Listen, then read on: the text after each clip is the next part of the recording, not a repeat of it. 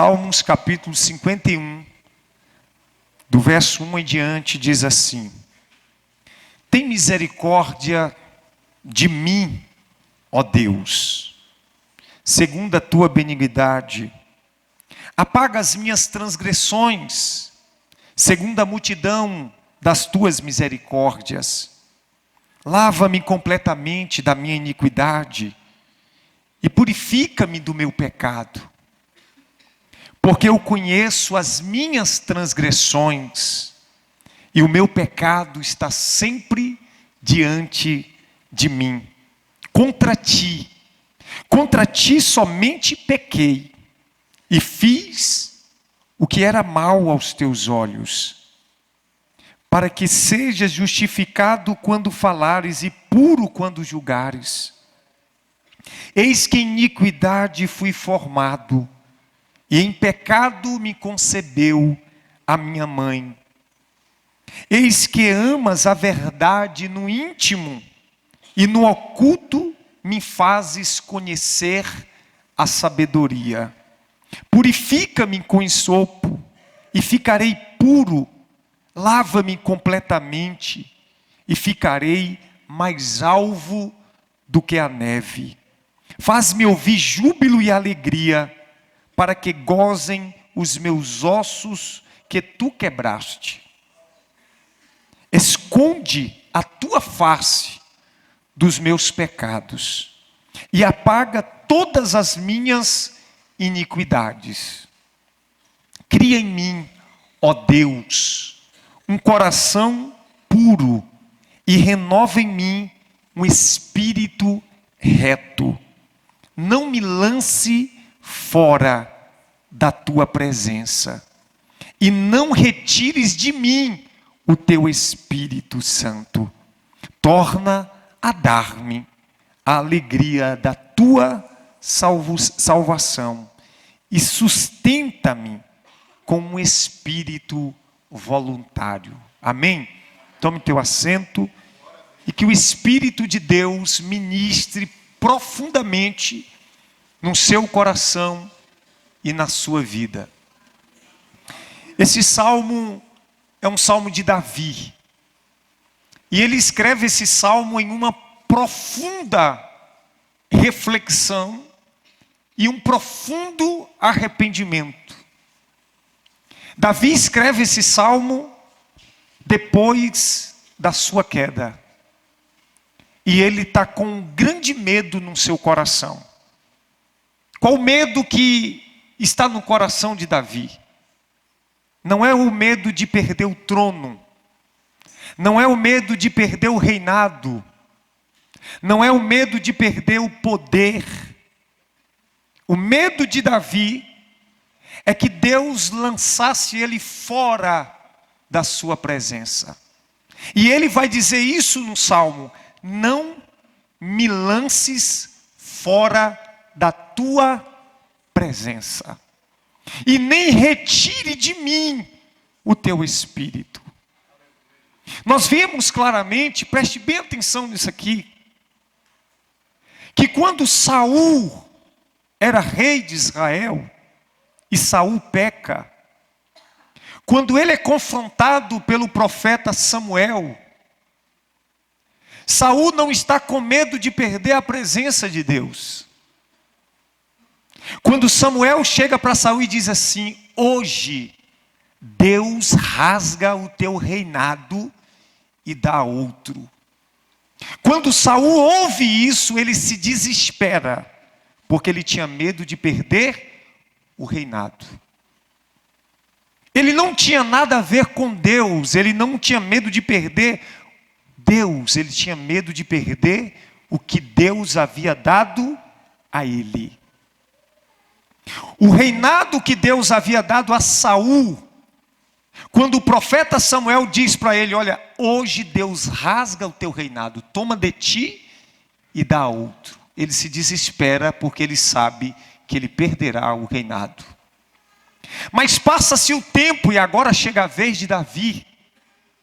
E Davi, quando ele é confrontado pelo profeta Natã, Se por um lado Saul foi confrontado pelo profeta Samuel, agora nós estamos vendo um outro profeta confrontando Davi.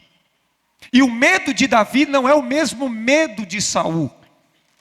O medo de Davi é: não retire de mim o teu espírito. E não me lance fora da tua presença.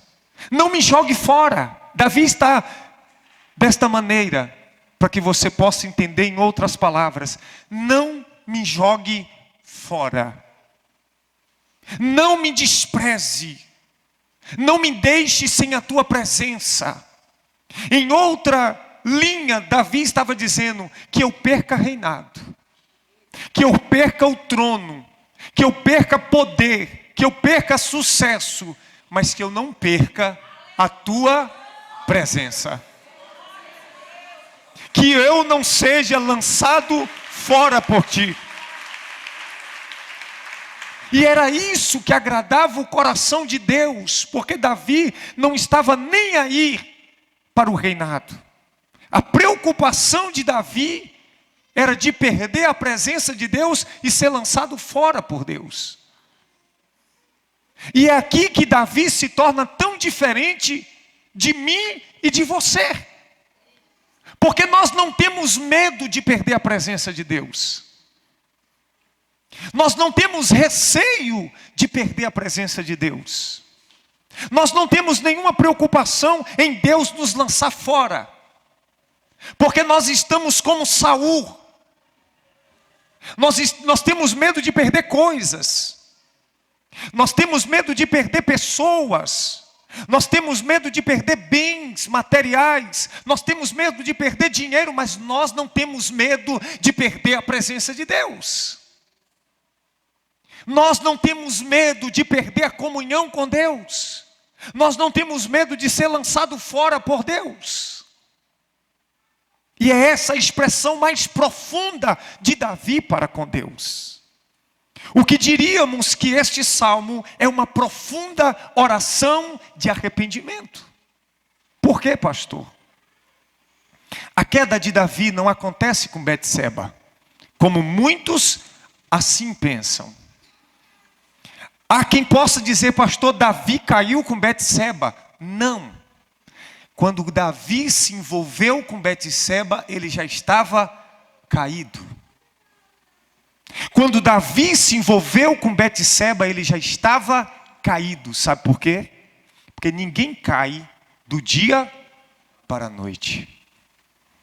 Ninguém cai de uma hora para outra. O afastamento de Deus se dá gradativamente.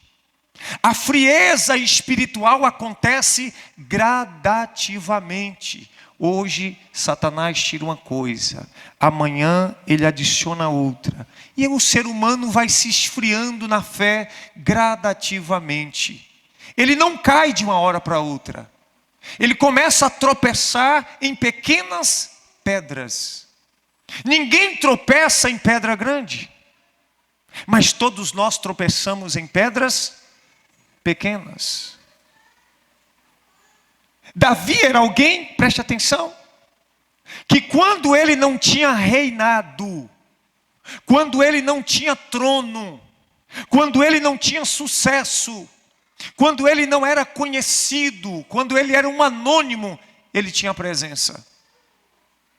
Mas quando ele se torna rei, quando ele tem sucesso, quando ele tem conquistas, quando ele chega no auge, ele não tem mais a presença. Quando ele não tinha trono, ele tinha a presença. Mas quando ele agora tem trono, ele não tem mais a presença. Como muitos de nós, assim acontece. Quando nós estamos em uma situação de anonimato, quando nós estamos em uma situação que não temos nada, quando nós estamos na simplicidade das coisas, nós desfrutamos de uma comunhão com Deus através de uma vida de oração. Mas à medida que as coisas vão acontecendo na nossa vida, nós corremos um sério risco de nos afastar da presença de Deus. Ao passo que nós vamos galgando sucessos e conquistas, corremos um sério risco de ser lançado fora da presença de Deus. Corremos um sério risco de perder a presença do Espírito Santo. E perdemos não do dia para a noite, mas vamos nos distanciando gradativamente. Nós vamos ver Sansão, todo forte, um juiz em Israel, que vencia qualquer guerra, que destruía qualquer homem, que nada podia contra a sua vida. Mas ele começou a se envolver com quem não deveria ter se envolvido. Começou a andar com quem não deveria andar. Começou a fazer o que Deus falou para não fazer. E Sansão foi entrando em um declínio espiritual. E se envolveu com Dalila, revela o seu coração para quem não deveria ter revelado. Dalila vai lá e corta o seu cabelo. E a Bíblia diz que os filisteus vêm e ela acorda dizendo: Sansão, os filisteus estão vindo contra nós. E ele se levanta, todo eufórico, dizendo: mais uma vez eu vou a eles e vencerei. Mas a Bíblia vai dizer assim: e ele não sabia que a presença de Deus já se tinha retirado dele. E quando ele vai para vencer aqueles homens, a Bíblia diz que ele não tem mais força, porque ele não tinha mais a presença. Acabou o homem, acabou a força, acabou o vigor, perdeu o brilho, perdeu a essência, deixou de ser vitorioso. E o que acontece com ele? Os homens agarram Sansão e vaza os seus olhos. Ele não precisava passar por isso. Foi ele que menosprezou a presença de Deus. Ele não era mais alguém acessível a Deus. E entrou em um profundo fracasso na sua vida. É muito sério isso. Davi, agora por sua vez, começou o seu reinado, fica em casa, ficou em casa quando não deveria ficar em casa. O seu exército estava na guerra, Davi fica em casa. Tem muita gente ficando em casa, quando deveria estar aqui. Quando deveria estar orando, adorando e clamando a Deus. Davi ficou na zona de conforto. Naquele dia Davi acordou e mais ou menos ele disse assim: vou ficar em casa um pouco, vou descansar, vou desfrutar do meu palácio. Do alto do palácio ele contempla Betseba, tomando banho. O que ele faz? Manda diversas mensagens a ela. Procura saber e envolve o seu coração. Davi não sabia, mas ali ele já estava frio com Deus. Ele já não tinha mais a essência do Espírito Santo. Os olhos dele, que outrora não brilhava por tais coisas, agora estava brilhando. E a gente precisa ter cuidado com isso. E Davi entra em um profundo abismo. Davi começou a tropeçar em pequenas pedras. Começou a declinar espiritualmente. Começou a atender os desejos da sua carne e do seu coração. Não sabendo Davi que ele estava a cada dia se distanciando da presença de Deus. Se esfriando na fé. se esfriando na comunhão com Deus. E cada vez que nós distanciamos de Deus, nos aproximamos do inimigo. Abrimos margem para o inimigo se aproximar de nós, com as suas bandejas, com as suas estratagemas, com as suas armadilhas. Davi está num trono agora, mas não tem a presença. Está reinando sem a presença. Envolvido com seus próprios desejos, envolvido com a cobiça dos olhos e do coração. Assim está Davi. Até o ponto que ele se envolve com Betseba.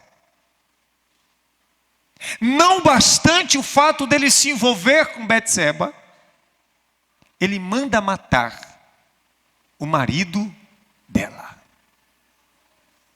Para encobertar o seu erro, para cobrir. Mas a Bíblia diz que aqueles que encobrem as suas transgressões, jamais prosperará. Mas aquele que confessa e deixa, alcança misericórdia. Davi estava ali como um morto espiritual. Para ele, depois da morte do marido de Betseba, estava tudo resolvido. Tudo bem. Eu sou rei, marido dela não existe mais, tomei por minha mulher, governo sobre Israel, mas ele não tinha a presença. Não adianta reinado sem a presença. Não adianta sucesso sem Deus.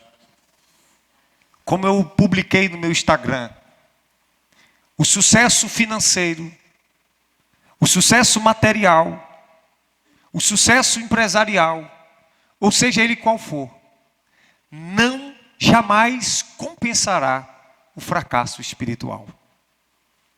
Nenhum sucesso compensará um fracasso espiritual. Nenhum sucesso compensará um rompimento de um relacionamento com Deus. E assim estava Davi, em um pleno sucesso de reinado, mas longe da presença de Deus. De que adianta você ter a melhor profissão desse país, se a presença de Deus não for contigo?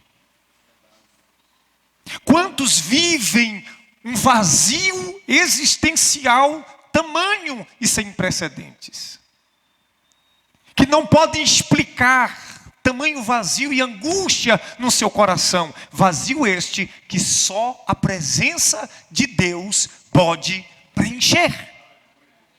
Nada nos dará contentamento como a presença de Deus. Davi estava bem, entre aspas. Davi não era mais aquele menino que tocava sua harpa e o espírito imundo saía de Saul. Davi não era mais aquele menino que estava atrás das malhadas, sozinho, em oculto, mas um valente guerreiro, cheio da presença de Deus, capaz de enfrentar urso e leão, capaz de enfrentar até mesmo o gigante Golias, com tanta coragem, com tanta ousadia e com tanta audácia, dizendo: tu vens a mim com espada, com lança, com escudo, mas eu vou a ti, em nome do Senhor dos exércitos. Ganhou para um urso, ganhou para um leão, ganhou para um gigante, mas perdeu para as suas próprias vontades, para o desejo da sua própria carne. Davi não era mais aquele menino que tinha a presença, muito embora não tinha reinado. Davi agora tem reinado, mas não tem a presença. Tem muita gente que tem reinado nessa vida, mas não tem presença de Deus. E eu sinto dizer para você que nada compensa a presença de Deus. Nada é mais importante do que a presença de Deus. Mas Deus, que conhece todas as coisas, envia na casa de Davi um profeta, Natã. E profeta, você sabe, ele fala o que você precisa ouvir. Nós vivemos uma geração de pregadores que está mais envolvido em pregar, mais interessado em pregar o que você gosta de ouvir, porque isso vai arrancar aplausos para ele, do que pregar aquilo que você precisa ouvir, que isso não gera aplauso. Mas o verdadeiro profeta, ele tem um compromisso com Deus, e ele prega aquilo que Deus manda. E aí Natã chega ali diante de Davi, e aí conjecturando para você entender. E aí, Davi, como é que você está? Quem sabe Davi dizia, estou muito bem. Você não vê que o meu reinado cresceu? Você não vê que o meu exército é vitorioso? E aí Natã diz assim, olha Davi, eu preciso que você julgue uma causa. Havia 2 homens que receberam, e um deles, pobre, que tinha apenas uma ovelha. E um homem rico que tinha diversas ovelhas.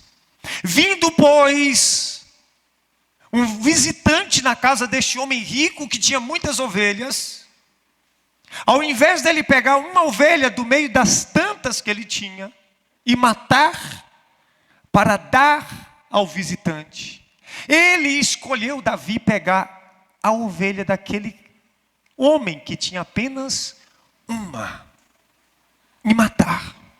Davi naquele instante se levanta, se enfurece e diz assim, vive o Senhor, que este homem merece a morte. É fácil a gente ver defeito na vida dos outros. Davi está julgando agora a vida daquele suposto homem que ele mal sabia que era ele mesmo. Como é fácil a gente julgar o outro. Como é fácil a gente enxergar defeito na vida do outro. Difícil é a gente enxergar defeito em nós mesmos. Difícil é a gente dizer assim, eu preciso me consertar com Deus. Eu preciso voltar à minha vida de oração. Eu preciso voltar a congregar mais. Eu preciso voltar a ser fiel a Deus. Eu, tem que ser assim, irmão. Nós temos que parar de fazer assim e começar a fazer assim. Eu preciso mudar. Eu preciso buscar a Deus. Eu preciso voltar à essência. Eu preciso voltar a ter a presença de Deus na minha vida, na minha casa, na minha família.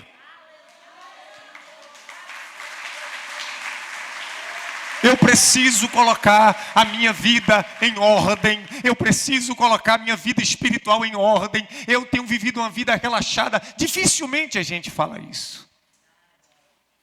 Mas quando ele é confrontado pelo profeta Natã, o profeta olha para ele e diz assim, este homem é você, Natã, Davi. Este homem é você. As escamas agora caem dos olhos de Davi. E ele é levado a uma profunda revelação da sua própria vida e do seu estado espiritual. É o que precisa acontecer com cada um de nós. Sermos levados a uma profunda revelação do nosso estado espiritual. Sabe o que Davi faz agora? Davi vai escrever esse salmo. Com profundo arrependimento e com medo de que Deus lance ele fora. De que Deus retire dele o Espírito Santo. Em outras palavras, Davi está dizendo, e agora, o que eu vou fazer da minha vida? Deus pode me lançar fora da sua presença. Deus pode retirar de mim o seu Espírito e eu estarei perdido, porque Davi sabia, conhecia o valor imensurável da presença de Deus.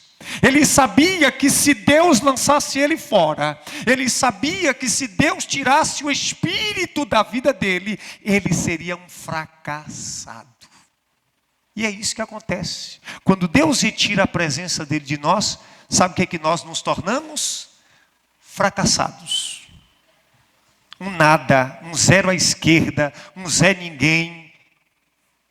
Nada vezes nada. O terceiro depois de ninguém. Vazios como nuvens sem águas. Como um carvão apagado. Sem vida. Sem brilho. Sem graça. Nos tornamos secos e sem vida. Então Davi se preocupa com a sua própria vida no que concerne a presença de Deus. E ele começa a jejuar, ele começa a chorar, ele começa a dizer: Deus, tem misericórdia de mim. Que oração profunda. Que homem sincero, que embora tenha cometido atrocidades, mas teve a capacidade de revelar as piores coisas a respeito de si mesmo. Dizendo: tem misericórdia de mim. Ele começa esse salmo dizendo: tem misericórdia de mim, segundo a tua bondade. E eu creio que Davi escrevia esse salmo com lágrimas nos olhos e com dor no coração. Com medo de perder a presença, ele clama, dizendo: tem misericórdia de mim. Lava-me. Sabe o que Davi está dizendo? Eu estou sujo. Eu estou podre. Eu estou imundo. Eu sou indigno. Eu estou sujo espiritualmente. Ele não está dizendo: a culpa foi de Betseba. Ele não está dizendo: a culpa foi de Urias. Ele não está dizendo: a culpa foi de Beltrano. Ele está dizendo: a culpa foi minha. Ele está dizendo: a culpa foi minha. Foi eu que entrei na lama. Foi eu que me sujei. Foi eu que me afastei. Foi eu que me corrompi. Foi eu que desprezei a presença de Deus. É isso que Davi está dizendo. Davi está dizendo: eu estou sujo diante de Deus. Como é difícil a gente reconhecer isso. Porque o ser humano, ele gosta de dar desculpa. Você conversa com um com o outro, mas é tanta desculpa que você fala: meu Jesus Cristo amado. Se o pastor pudesse falar o que Deus fala assim: meu filho, tem gente que tem coisas que a pessoa precisa ouvir, mas não está preparada para ouvir. Mas Davi está dizendo: eu estou sujo, estou imundo, estou uma tranqueira, um lixo. Davi está profundamente temeroso, profundamente arrependido, profundamente confesso, dizendo: tem misericórdia de mim, me lava. Aí ele vai dizer: contra ti eu pequei, eu fiz o que era mal aos teus olhos. Irmãos, quando é que eu e você vamos ter a coragem de fazer uma oração sincera diante de Deus com tanta profundidade? Quando é que eu e você vai chegar diante de Deus: Senhor, eu vou para o culto quando dá. Eu tenho que tomar vergonha na minha cara. Senhor, se doer a ponta da minha unha, eu não vou para a igreja. Se doer a ponta do meu cílio, eu não vou. Quando é que a gente vai fazer uma oração dizendo: Deus, eu preciso que o Senhor me lave, que o Senhor me purifique, que o Senhor me restaure? Quando é que nós vamos fazer uma oração como essa de Davi? E Davi está dizendo: eu pequei contra ti, eu fiz o que era mal aos teus olhos. E aí no versículo 10, ele vai dizer: cria em mim, faça algo em mim, Senhor. Cria em mim, ó Deus, um coração puro. Nós precisamos passar por um transplante de coração. Deus precisa fazer uma cirurgia de coração em nós. Deus precisa tirar esse coração muitas vezes incrédulo, profano, acusador, e colocar um coração em nós puro. E Davi está dizendo isso: cria em mim, ó Deus, um coração puro, e sustenta-me com o espírito reto. Aí ele vai dizer: não me lance fora da tua presença. Em outras palavras, não me jogue fora. Será que há esse medo em mim e em você? Já pensou Deus pegar você e jogar fora? Já pensou Deus lançar você fora da face dele? Já tentou imaginar acerca disso e dizer: Deus, não me lança fora da tua presença não. Me aproveita, me resgata, me restaura. Não retira de mim não, Senhor, o teu Espírito Santo. Irmãos, muitas vezes nós temos caminhado por caminhos e veredas tortuosas, perdendo a presença de Deus. Trocando Deus por migalha, por lixo. Não, queridos, entenda, não.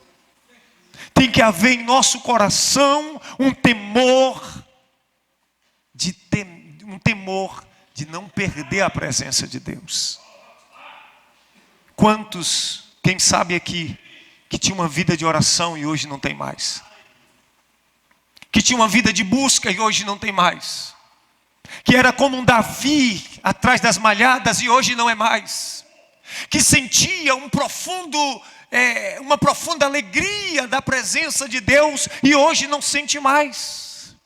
Que era um homem de oração e hoje não é mais? Que era uma mulher de oração e hoje não é mais? Que era uma mulher de consagração, de busca, e entre outras coisas, e hoje não é mais, porque saiu da presença de Deus. Mas Deus te trouxe aqui para te trazer de volta ao centro da vontade dEle, porque Deus sempre manda um profeta para dizer: filho, volte.